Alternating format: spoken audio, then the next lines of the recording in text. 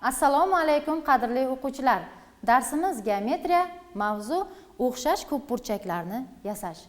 Bugun biz sizlar bilan birgalikda o'xshash ko'pburchaklarni yasashni o'rganamiz. Dastlab o'tgan darsda mustaqil bajarishingiz uchun berilgan topshiriqlarni tekshirib olaylik. 24-masala.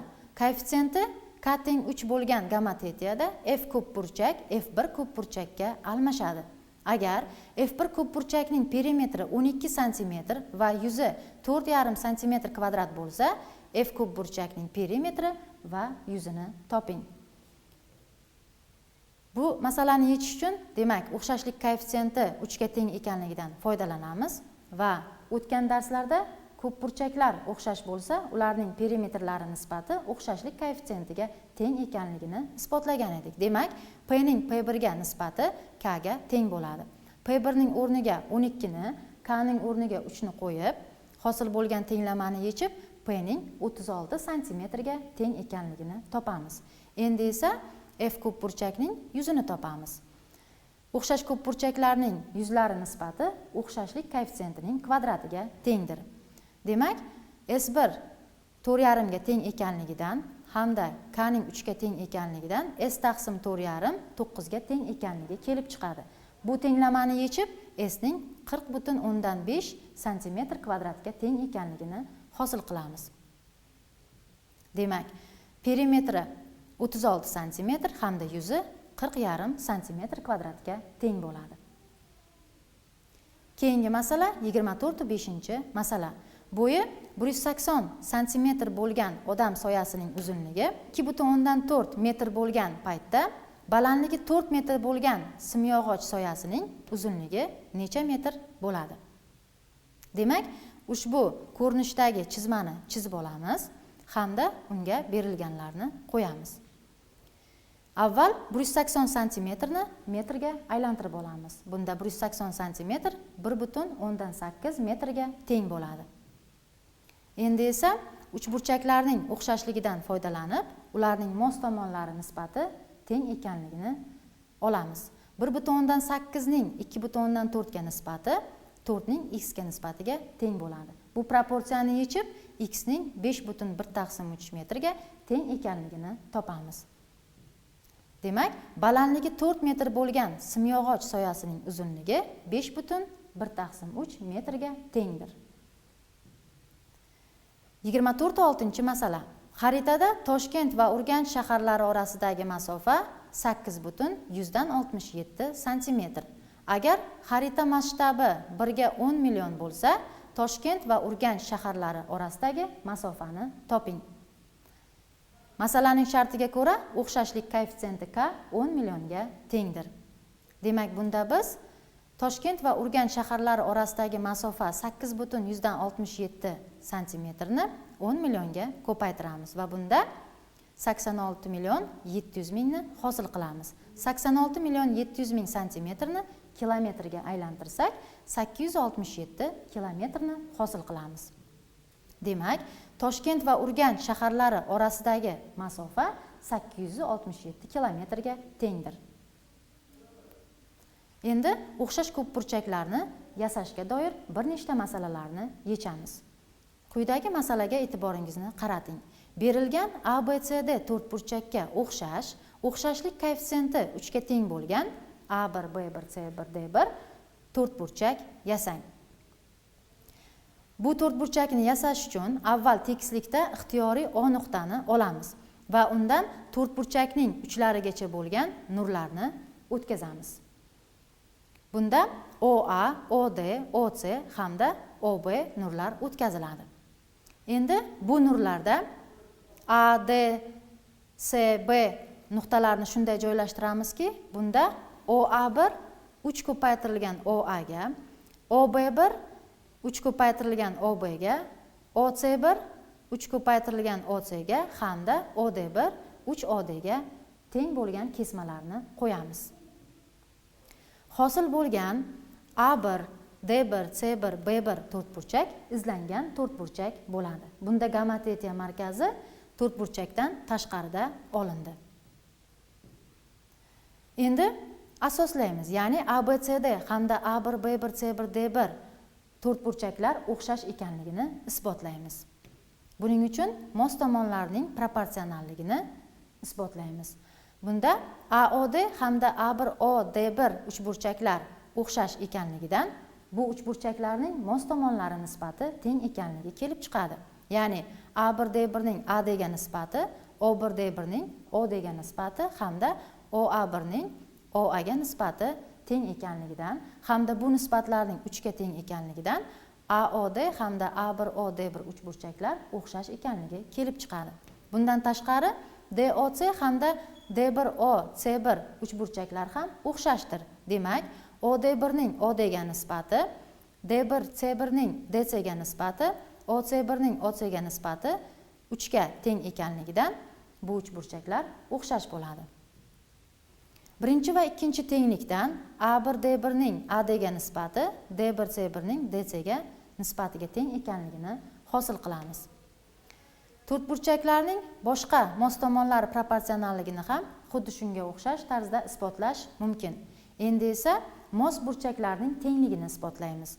O'xshash uchburchaklarning mos burchaklari teng bo'lgani uchun, ya'ni A1D1O burchak ADO burchakka hamda C1D1O CDO burchakka teng bo'lganligi sababli A1D1C1 burchak A1D1O hamda C1D1O burchaklar yig'indisiga tengligidan hamda bunda A1D1O ni ADO ga hamda C1D1O burchakni CDO ga almashtirib, bu burchaklar yig'indisi ADC burchakka teng ekanligini hosil qilamiz. Demak, to'rtburchakning mos A1D1C1 hamda ADC burchaklari teng bo'ladi.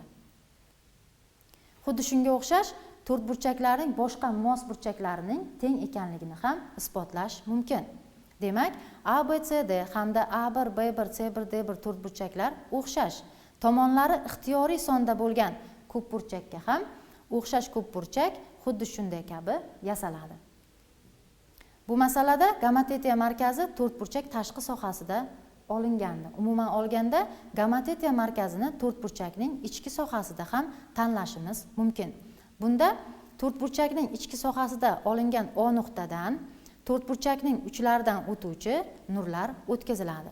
Va bunda OA, OD, OC hamda OB nurlar shunday tanlanadiki, bunda bu kesmalarning uzunligi OA1 kesmaning uzunligidan 3 marta kichik bo'lsin.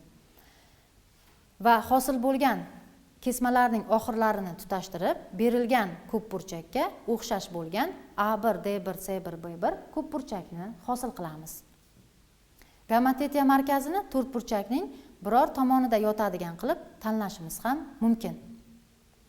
Gamma-tetiya markazini to'rtburchakning biror uchida yotadigan qilib ham tanlashimiz mumkin. Gamma-tetiya markazini qayerda olmaylik? Berilgan ABCD to'rtburchakka o'xshash va o'xshashlik koeffitsiyenti 3 ga teng bo'lgan to'rtburchaklar o'zaro teng bo'ladi. Endi darslik kitobingizda berilgan 21 masalani yechamiz. Berilgan ko'p burchakka o'xshash ko'p burchakni yasash ketma-ketligini ayting. Demak, berilgan ko'p burchak sifatida quyidagi A1, A2, A3, A4, AN ko'p burchakni olaylik. Tekislikda ixtiyoriy O nuqtani olamiz hamda ushbu nuqtadan ko'p burchakning uchlaridan o'tuvchi nurlarni o'tkazamiz. Va bu nurlarda O nuqtadan OA1' teng K ko'paytirilgan OA1, OA2' teng K ko'paytirilgan OA2 va hokazo OA' teng K ko'paytirilgan OAN kesmalarini qo'yamiz. Ya'ni bunda OA1' kesmaning uzunligi OA1 kesmaning uzunligidan K marta katta bo'ladigan qilib tanlaymiz. Va bu kesmalarning oxirlarini tutashtirib, quyidagi A1', A2', A3', A4' hamda AN' ko'p burchakni hosil qilamiz. Hosil bo'lgan ko'p burchak izlangan ko'p burchak bo'ladi. Keyingi masala 21-4-masala. F1 ko'p burchak F2 ko'p burchakka o'xshash, K esa o'xshashlik koeffitsiyenti bo'lsin. P1, P2, S1, S2 harflar bilan mos ravishda bu ko'p burchaklarning perimetrlarini va yuzlarini belgilaymiz. Quyidagi jadvalni daftaringizga ko'chiring va uni to'ldiring. Keling, ushbu jadvaldagi A shartni bajaramiz. Bunda P1 84 ga, S1 100 ga, S2 25 ga tengdir. Bunda P2 ni hamda o'xshashlik koeffitsiyenti K ni topamiz. Ko'p burchaklar o'xshash bo'lsa, ularning yuzlarining nisbati o'xshashlik koeffitsiyentining kvadratiga tengdir. S1 100 ga, S2 25 ga teng ekanligidan K kvadratning 4 ga teng ekanligi kelib chiqadi. Bundan o'xshashlik koeffitsiyenti K 2 ga teng bo'lishi kelib chiqadi. Endi bu o'xshashlik koeffitsiyentining 2 ga tengligidan foydalanib P2 ni topamiz.